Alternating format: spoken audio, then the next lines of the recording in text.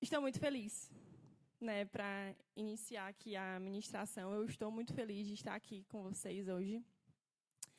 E eu sei que o Senhor já vem falando conosco desde o culto da Redfire. E eu acredito que Ele continuará falando conosco, amém? E eu peço para que você preste atenção ao que o Senhor vai falar essa noite, porque não será a Esté falando mais o que o Senhor quer revelar aos nossos corações essa noite. Então, se concentre, não converse, e eu quero que seja um momento de aprender mais com o Senhor, porque eu também estou aprendendo com o Senhor a todo momento que eu falo. E meu nome é Esté. Se tiver alguém que não me conhece, provavelmente tenha. Meu nome é Esté Evelyn e eu faço parte aqui da Juventude Bom Jesus.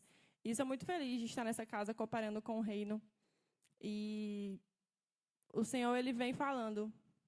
Ele ainda fala, né, aos nossos corações. Basta a gente estar pronto e disposto a ouvir e praticar o que o Senhor nos direciona. Amém? Quem sabe o tema do culto de jovens?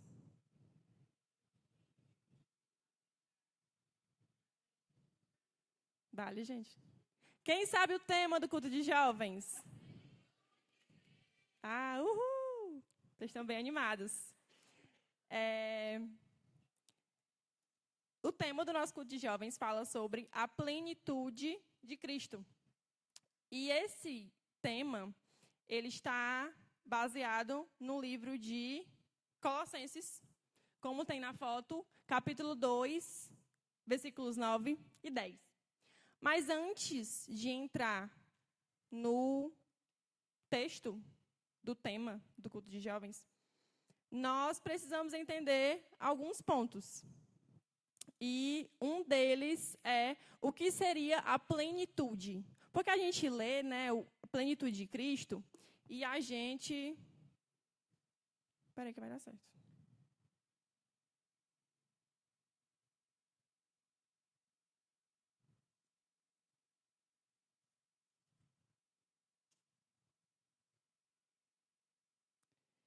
E nós não entendemos muitas vezes nem o que é essa plenitude.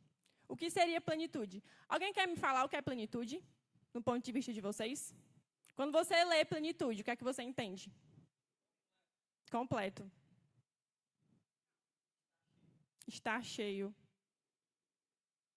Completo, está cheio. Satisfeito. Muito bom. Plenitude é o estado de estar completo, satisfeito, total em algo. É o estar completo em algo ou alguém. E o tema do nosso culto é plenitude, a plenitude de Cristo. Então, significa a totalidade de Cristo. A completude de Cristo. Que Cristo é tudo.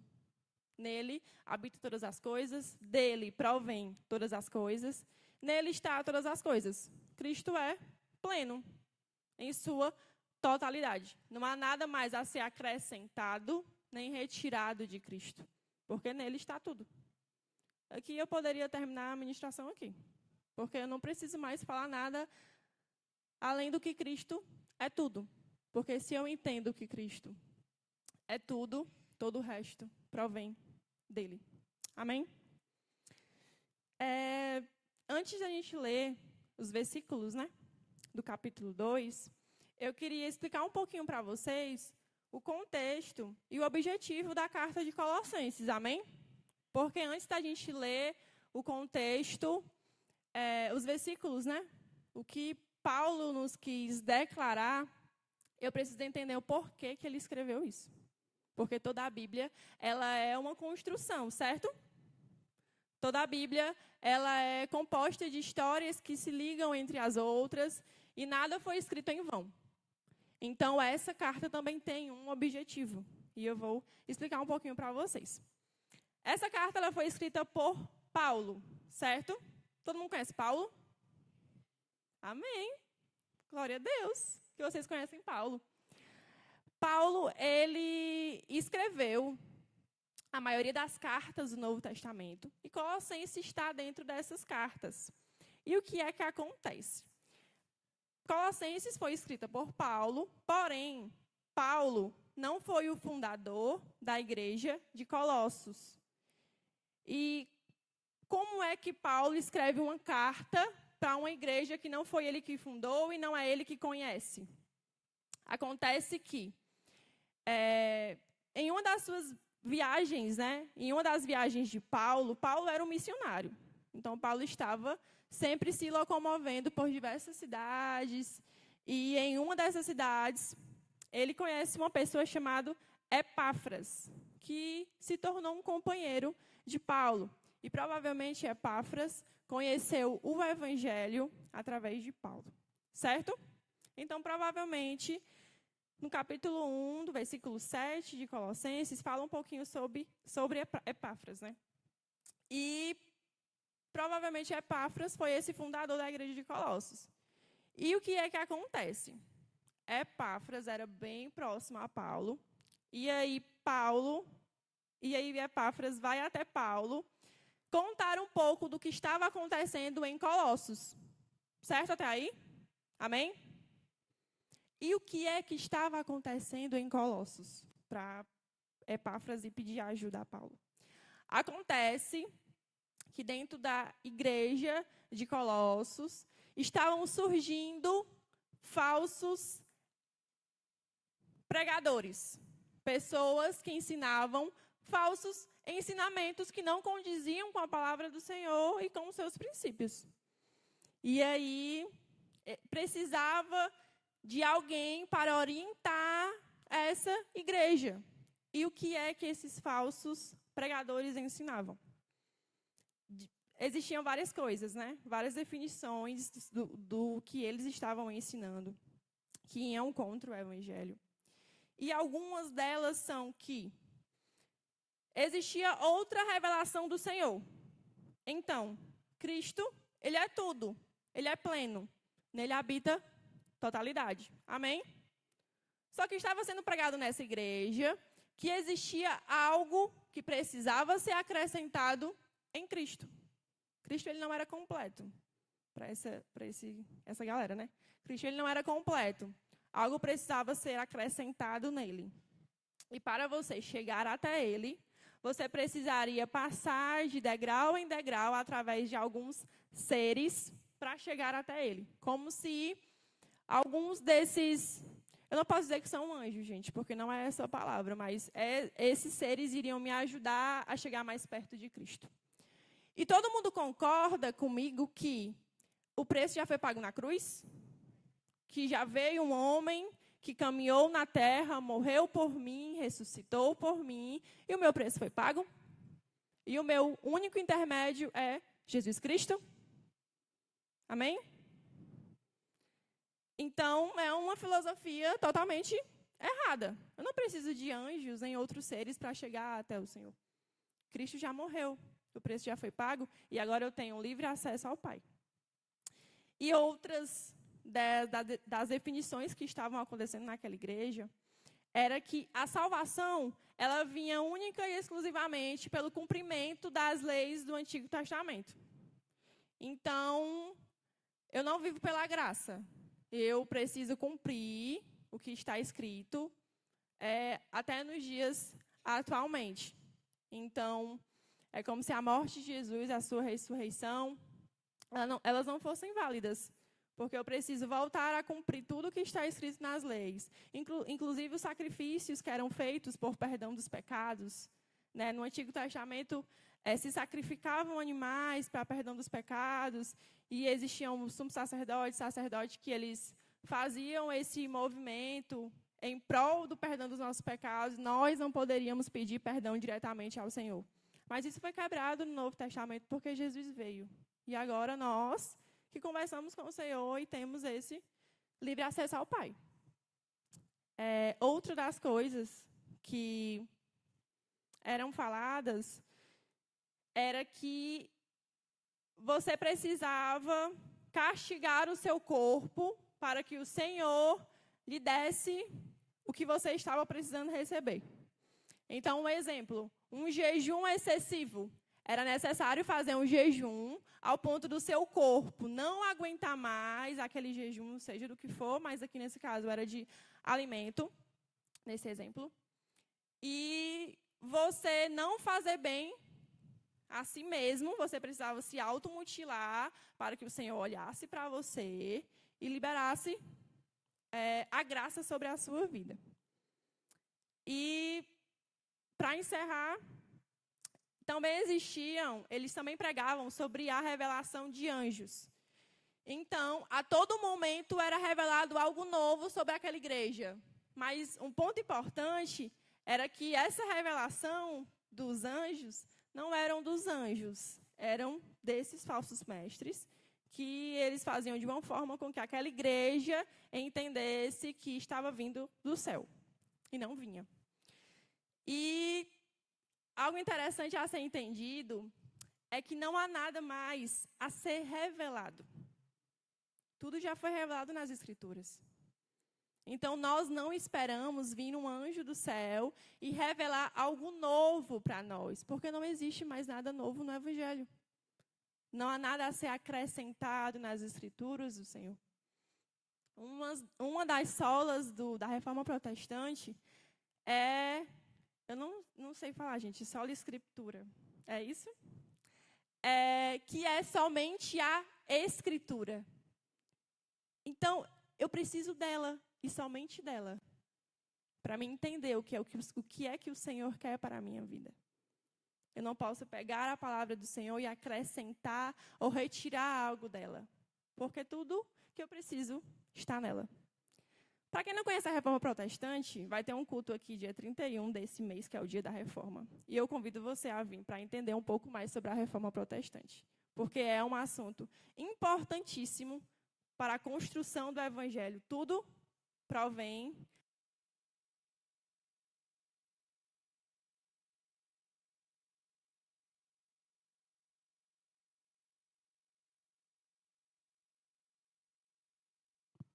Oi, deu certo.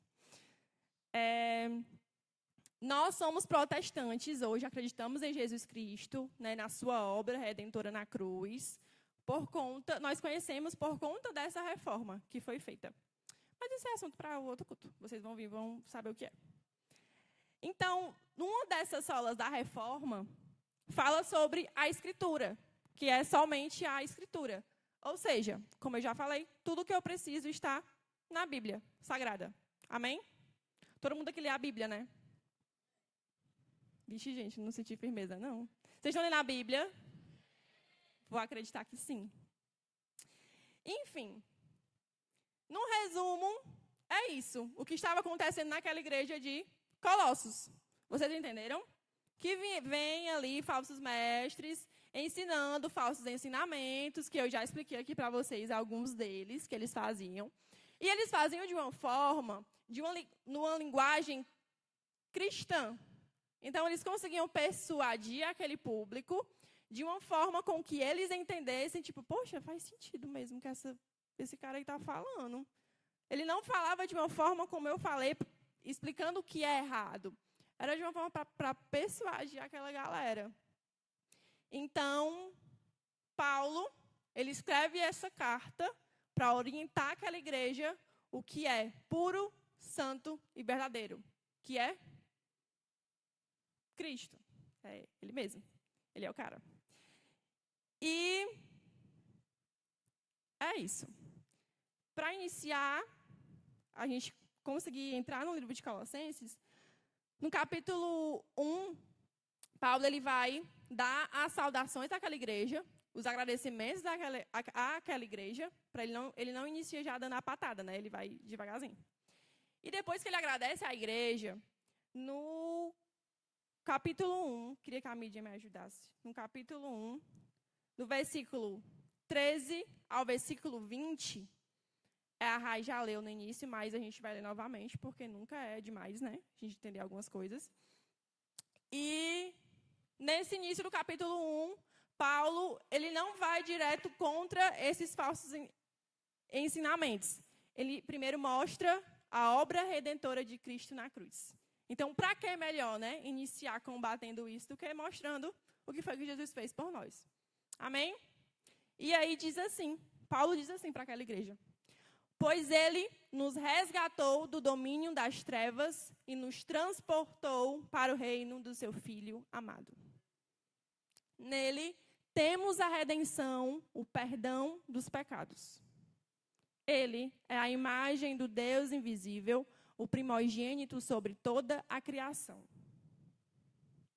Pois por meio dele foram criadas todas as coisas nos céus e na terra, os visíveis e as visíveis e as invisíveis, sejam tronos, sejam soberanias, quer poderes, quer autoridades, todas as coisas foram criadas por ele e para ele. Ele é antes de todas as coisas, e por meio dele tudo subsiste. Ele é a cabeça do corpo, que é a igreja. É o princípio e o primogênito dentre os mortos, para que em tudo tenha a supremacia. Pois foi do agrado de Deus que nele habitasse toda a plenitude. E por meio dele, reconciliar-se consigo todas as coisas, tanto as que estão na terra quanto as que estão no céu, estabelecendo a paz por meio do seu sangue derramado na cruz. Aqui Paulo dá um resumo do que foi que Jesus fez por nós, né? Como nós acabamos de ler. Ele nos transportou das trevas, nos tirou das trevas e nos transportou para o reino do seu Filho amado, através de Jesus Cristo, na cruz do Calvário. E aí ele morre, Jesus morre, e eu sou alcançada com o perdão dos meus pecados e com a sua redenção na cruz. E no 20 fala, por meio dele, reconciliar-se consigo mesmo todas as coisas, tanto as que estão na terra como as que estão no céu. Nós hoje temos paz com Cristo, porque Jesus veio e morreu. Hoje, nós fomos feitos amigos de Deus, porque Jesus Cristo veio e morreu na cruz. Porque antes eu era inimigo do Evangelho, inimigo do Senhor. Mas Jesus morreu. E hoje eu sou amiga dele. E eu tenho paz com ele. Porque eu fui reconciliada com Cristo. Amém? Então, esses versículos aqui, Paulo inicia falando para aquela igreja. Ele inicia falando sobre a obra redentora de Jesus. O que foi que Jesus fez por nós. E nisso aqui, basta, né? Tudo isso que Paulo fala, ele resume o Evangelho, ele resume o que o Senhor fez em poucos versículos. Então, ele é o cabeça. Tudo provém dele. Tudo vem dele, tudo é dele e tudo é para ele. Então, sempre todas as coisas, elas vão se voltar para Cristo. Estou sentindo falta de um sonzinho, gente. É tão bom quando tem alguém tocando assim atrás, ajuda a gente. Mas, enfim. No capítulo 2, aí a mídia vai me ajudar de novo. No capítulo 2, vamos para o tema agora, certo? A gente já está no tema, né? Mas agora a gente vai ler os versículos do tema. No capítulo 2, eu queria que a mídia colocasse para mim, obrigada, Miquel. Queria que a mídia colocasse para mim a partir do 6, por favor. Capítulo 2, versículo 6. Isso. Até o 10. Vamos ler. Portanto, como vocês receberam Cristo Jesus, o Senhor, continuem a viver nele, enraizados e edificados nele, firmados na fé, como foram ensinados, transbordando de gratidão. Tenham cuidado para que ninguém os escravize por meio de filosofias inúteis e enganosas, que se fundamentam nas tradições humanas e nos princípios elementares deste mundo, mas não em Cristo. Pois toda a plenitude da divindade habita corporalmente em Cristo. E vocês estão plenos nele, que é a cabeça de todo poder e autoridade. Olha a resposta que Paulo dá para aquela galera. Vocês prestaram atenção no versículo 8, que ele fala para aquele pessoal ter cuidado com as falsas filosofias que estavam sendo pregadas naquele tempo? E depois do versículo 8, vem falando sobre a plenitude de Cristo, que nele habita toda a plenitude da divindade. E eu queria que botasse no versículo 6, por favor. Para a gente conseguir alcançar e entender a plenitude de Jesus Cristo, no versículo 6 fala que vocês receberam Cristo Jesus, o Senhor, continuem a viver nele. Esse processo de receber Cristo Jesus é o ato de conversão. Então, você recebe o Senhor, quando você vem, se arrepende dos seus pecados. Não é você vir aqui na frente e chorar no domingo. É você se arrepender dos seus pecados e você se converter ao Senhor. Amém? Depois que você se converte, a continuação do versículo fala, continuem a viver nele.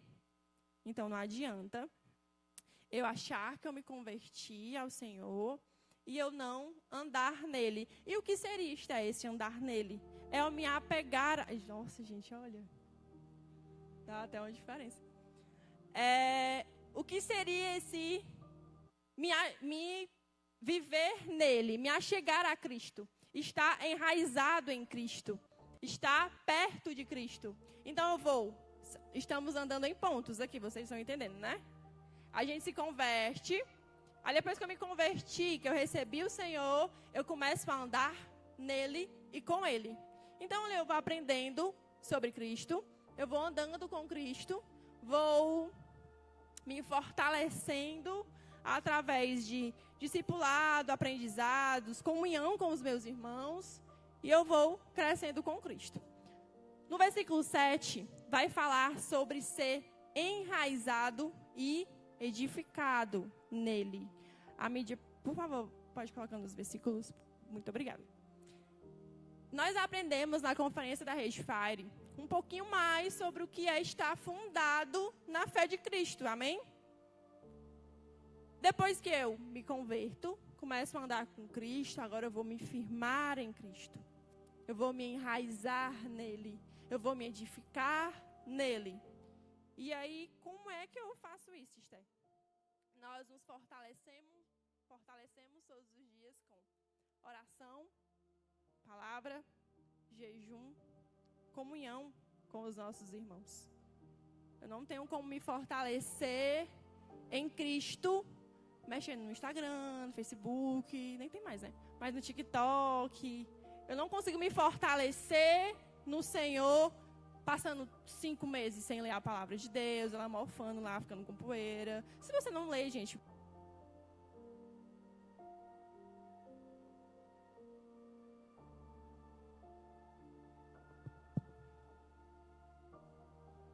Deu certo.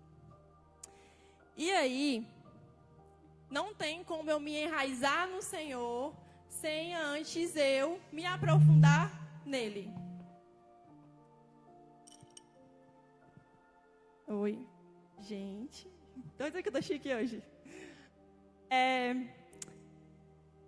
Enfim, eu vou me edificar no Senhor, me enraizar nele, aprender mais nele e me firmar na fé do Senhor. E aí, depois que isso acontece, a gente vai para o versículo 8, que é quando eu tenho cuidado com o que eu escuto, né? Nós temos que fazer igual os bereanos. Quem conhece os bereanos, gente? Tá dizendo que é teu irmão, Beri. É uma galera que, enquanto eu falo aqui, ó, você tá ali na Bíblia vendo se tá certo. Se eu tô falando realmente que condiz com o Evangelho, entendeu? Então, tipo assim, não se enganem com tudo que vocês escutam, não, gente. Tô vendo aqui uma pregação de um cara muito famoso, muito bom, e tudo que ele tá falando ali tá sendo verdade, que tá na Bíblia. Nem sempre. Por isso que nós precisamos ler a palavra do Senhor, para quando escutar algo, saber se é do Senhor, se é da sua palavra ou se não é. Então, depois que eu me firmo no Senhor, eu vou entender o que vem e o que não vem dele.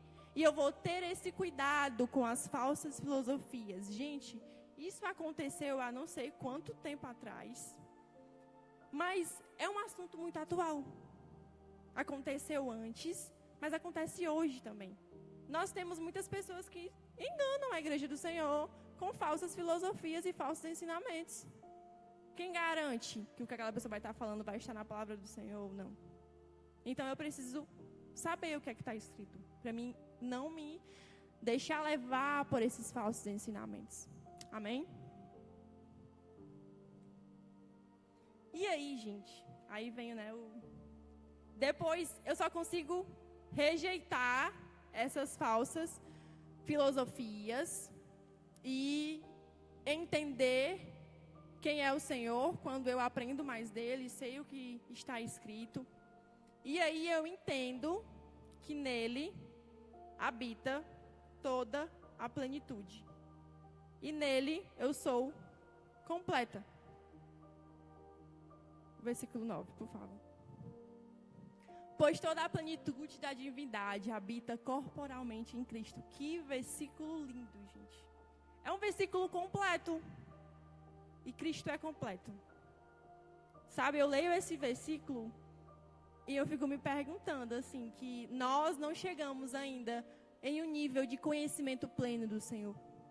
Não chegamos em um nível de conhecimento pleno do Senhor. Porque quando eu declaro, Cristo é tudo que Deus pode nos dar, eu não sei o que é que está querendo dizer. Porque se Cristo é tudo que Deus pode nos dar, o porquê que eu busco essa totalidade em outras coisas? Por que eu quero preencher o meu vazio com coisas vãs? Se eu canto que Cristo é tudo que Deus pode nos dar. Se Ele é tudo que Deus pode nos dar, eu já sou completa nele.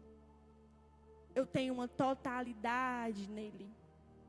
E eu não preciso do mundo e dos seus falsos ensinamentos para preencher o vazio da minha alma.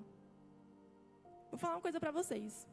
Vocês só vão se sentir plenos e satisfeitos no Senhor quando vocês entenderem quem era o Senhor. E eu entender quem era o Senhor não é vir aos cultos de domingo e aos cultos de jovens, escutar uma pessoa falando a palavra do Senhor. É eu me deleitar nele. Me deleitar na sua graça misericordiosa. Na sua obra redentora da cruz do Calvário. E querer aprender mais dele todos os dias. Então, em Cristo habita toda a plenitude. Cristo é perfeito. Cristo é total. Cristo é completo. O Cristo, ele não é a pecinha, né, que faltava no meu quebra-cabeça. Cristo, ele é todo o quebra-cabeça. Cristo, ele não é o que falta em mim. Ele precisa ser tudo em mim. Então, todos os nossos sentimentos ruins, a nossa aflição e tudo que nós sentimos que nos aprisiona, só vai ser libertado quando eu conhecer o Senhor. Eu acho que falta mais disso, sabe? Eu acho que falta a gente entender o Evangelho de Cristo. Que o Evangelho de Cristo, ele é total. Ele é completo. E eu só preciso aprender mais do Senhor. Para lidar com as minhas aflições, com as minhas angústias, com os meus conflitos. Entendendo que nele está tudo. É porque a gente tem preguiça, né, de buscar.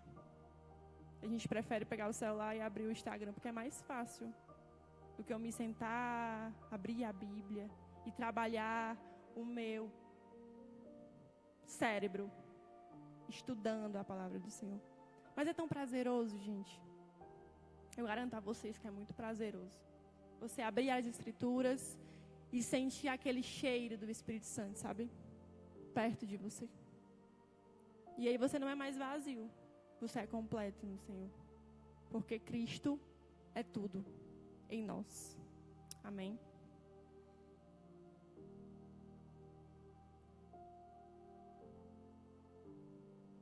Tem um cara na Bíblia que ele me... Se eu pudesse conhecer algumas das pessoas da Bíblia, ele está no meu top 3, que é Paulo. O apóstolo Paulo. Depois você lê Atos, que você vai entender um pouquinho de quem foi Paulo, tá? Mas queria que a mídia colocasse para mim Filipenses 3, capítulo 3, versículos 5 ao 9, por favor. Paulo, ele era um fariseu da sua época. Uma pessoa muito inteligente, instruída aos pés do Gamaliel. Não sabe quem é Gamaliel? Vão ler a Bíblia que você vai entender também. E aí, um cara que, tipo assim, era muito famoso, né? Era muito conhecido na sua época, era uma pessoa de referência. Pensa aí na pessoa de referência hoje em dia aí do mundo. Pronto, era Paulo. Do mundo mesmo, que eu estou falando, tipo, que não é cristão. Era Saulo. E Saulo teve um encontro com Jesus e se tornou Paulo. E Paulo se tornou o maior, eu posso dizer, missionário do Novo Testamento. Ele, como eu já falei no início, né, é esse cara que escreveu Colossenses e foi esse cara que viajou por várias cidades, vários locais, pregando o Evangelho de Cristo, levando a palavra do Senhor. E teve um fim, gente, doloroso. Né, o cara, inclusive, essa carta aqui foi escrita na prisão. Ele estava preso, certo? Como é, gente, que uma pessoa presa escreve um negócio disso aqui? Como é que ela tem esperança de escrever algo glorioso disso, sabe? É algo que vem do céu mesmo. E Paulo, ele escreve isso aqui em Filipenses. Nessa carta de Filipenses, ele também estava preso. Vamos ver o que o cara escreveu. Isso aí é ele, tá? Falando dele. Circuncidado no 8º dia de vida, pertencente ao povo de Israel, à tribo de Benjamim, hebreu dos hebreus, quanto à lei, fariseu. Quanto ao zelo, perseguidor da igreja, porque ele perseguiu a igreja do Senhor antes de ser convertido. Quanto à justiça que há na lei, irrepreensível. Contudo, o que para mim era lucro, passei a considerar como perda por causa de Cristo. Mais do que isso, considero tudo como perda, comparado com a suprema grandeza do conhecimento de Cristo Jesus, o meu Senhor. Por quem perdi todas as coisas, eu as considero como esterco para poder ganhar Cristo. E ser encontrado nele, não tendo a minha própria justiça que procede da lei, mas a que vem por meio da fé em Cristo, a justiça que procede de Deus e se baseia na fé. Só até o 9 que eu falei. Gente, eu estou finalizando, viu? Já. Como eu falei, né? Um pouco sobre Paulo. Paulo, um cara de grande referência do seu tempo. Ele conhece a Cristo. E ele decide considerar tudo como perda. Então, imagina aí comigo, né? Você constrói uma vida, no seu ponto de vista, a vida perfeita para se viver. E aí você considera tudo isso perda, mas comparado a conhecer o Senhor. Paulo, ele tinha tudo, gente, para não estar com Cristo, não querer conhecer Cristo, sabe? Porque ele já tinha tudo, no ponto de vista humano, no ponto de vista secular. Mas faltava algo em Paulo, que era Cristo, para ele se tornar completo.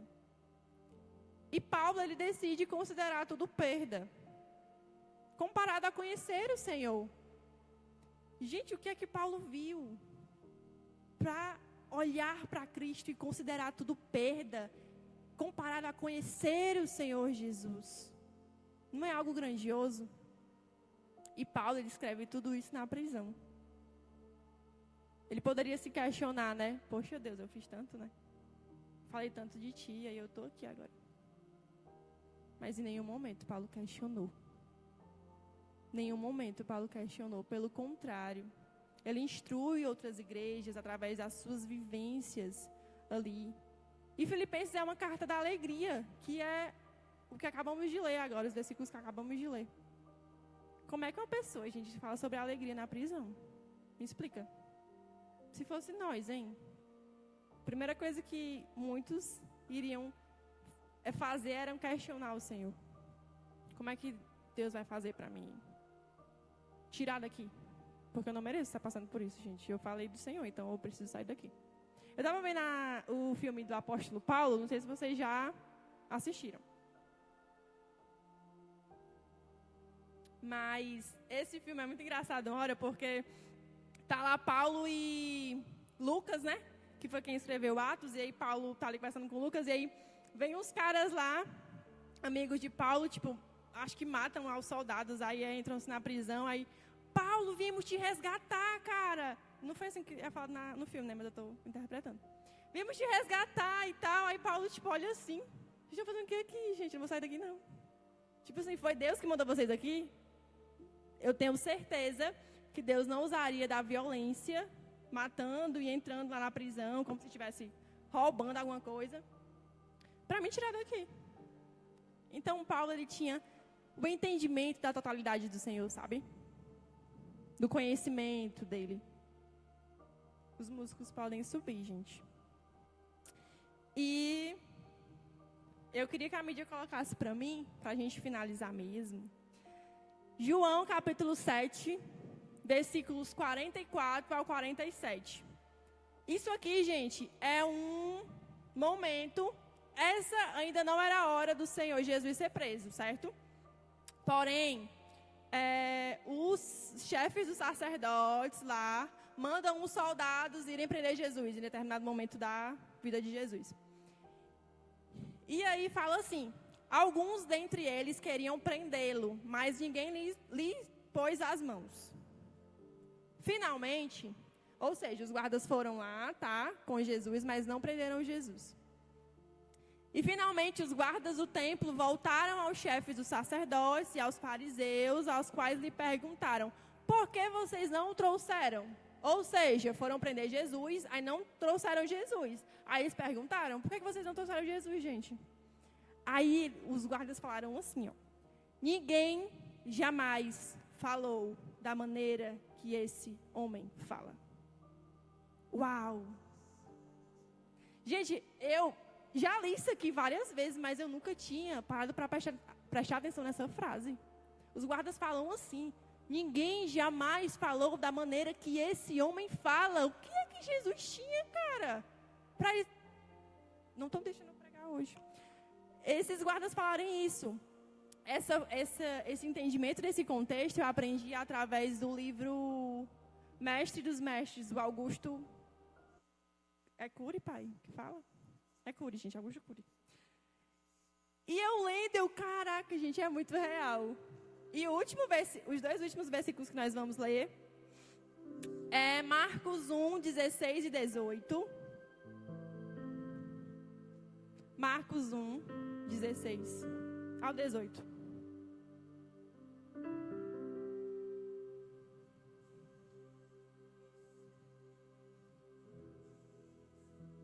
Marcos 1, 16 ao 18. Gente, essa passagem que vai abrir para vocês é simplesmente a passagem que Jesus, enquanto andava às margens do mar da Galileia, Jesus viu Simão e André, seu irmão, lançando redes ao mar, pois eram pescadores. Então Jesus lhe disse: sigam-me e eu os farei pescadores de homens. Aí vem no mesmo instante, eles deixaram as redes e o seguiram. No mesmo instante. Eles não olharam assim um para o outro, tipo assim: quem é esse aí que está chamando a gente? Não, eles largaram a rede e o seguiram Jesus. O que é que Jesus tinha? O que é que Jesus tinha?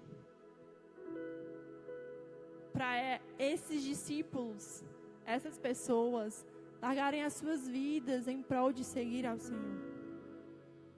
Existe uma beleza em Cristo, não existe? Existe algo diferente em Cristo. E eu quero que você saia dessa noite entendendo que Cristo é completo. E eu preciso ser satisfeita nele. E não me falta mais nada. Não me falta mais nada. Porque Cristo já veio. Jesus Cristo veio, morreu na cruz, por mim, por você. Ele ressuscitou ao terceiro dia. E eu sou justificada em Cristo. E a partir disso, eu não preciso de mais nada. Eu não preciso buscar em outras pessoas esse amor. Eu não preciso buscar em amizade, em redes sociais, em nada. nada, porque Cristo já fez tudo. Cristo é tudo. Cristo é belo, Cristo é suficiente para mim. Cristo é suficiente. Cristo é suficiente. E habita totalidade no Senhor. A plenitude de Cristo revela que Cristo é pleno, completo, total. E eu sou total nele. Eu sou plena nele. Eu me faço completa quando eu estou em Cristo. Se eu não estou em Cristo, eu sou um pobre, miserável. Assim como o Job falou que ele é. Eu também sou essa pessoa, você também é essa pessoa. O Evangelho começa a ser entendido quando eu entendo que eu não sou nada. Eu sou pobre, miserável, pecador. Em mim não habita nenhuma bondade. A bondade que está em mim vem de quem? De Cristo. Cristo é belo, Cristo é suficiente, Cristo é tudo em